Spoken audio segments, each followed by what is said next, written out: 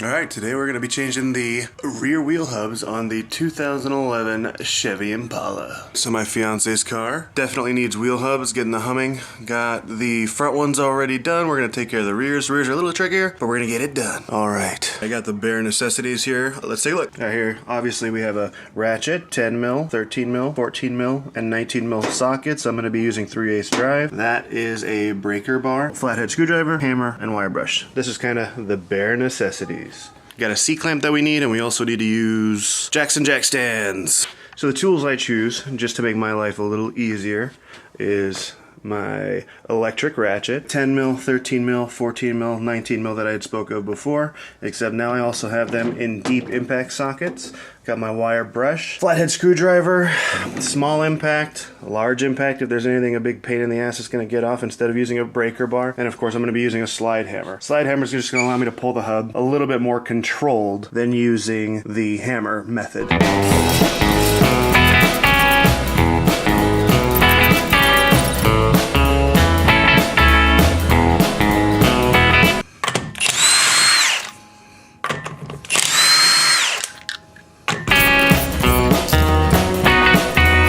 We got the wheel off. Now we got to get off this bolt and that bolt right here. So once we get those off, we will be able to release the brake pads and the caliper. Then we'll have to take off the caliper bracket. We got the caliper off right there, and we're just gonna remove the brake pads. If you're going to be reusing these, try to remember what side is what, which I'll have to figure out. That one is the back side. Alright, now we're going to remove the little shims. We're going to hit this all with brake clean.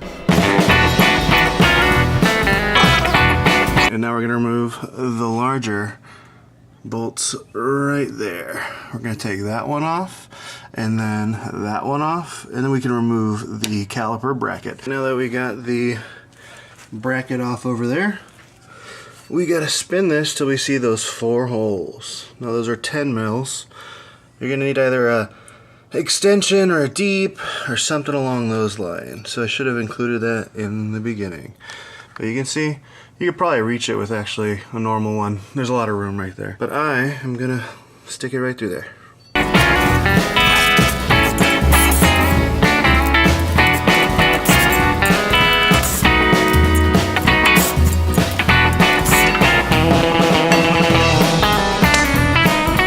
Slide hammer hooked up. Headshot. That's it. Now she's off, but we have to disconnect the connector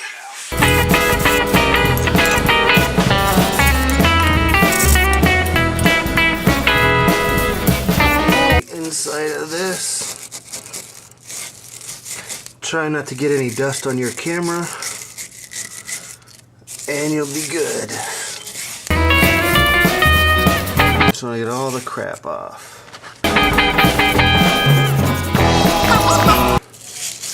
Don't breathe this.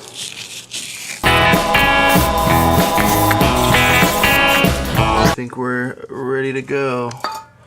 And let's pull out the other one.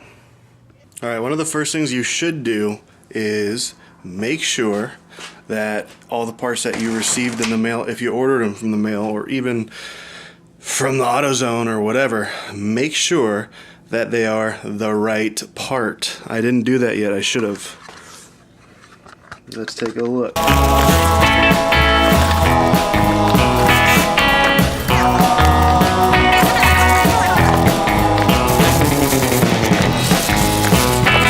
Yay! We're going to put the hubs back on now, and we're going to probably coat it with some anti-seize. So right here. Right in there. Alright, it's just normal anti-seize. Maybe in the future it'll be easier to come off, stop rust. A little lubrication never hurt. Considering how much effort went into using that slide hammer, I don't see it being a bad idea. I forgot to mention one thing that you're gonna need are torque wrenches. Those ones are the ones that we're gonna be taking down to 52 foot-pounds. Always gotta torque shit together. 52.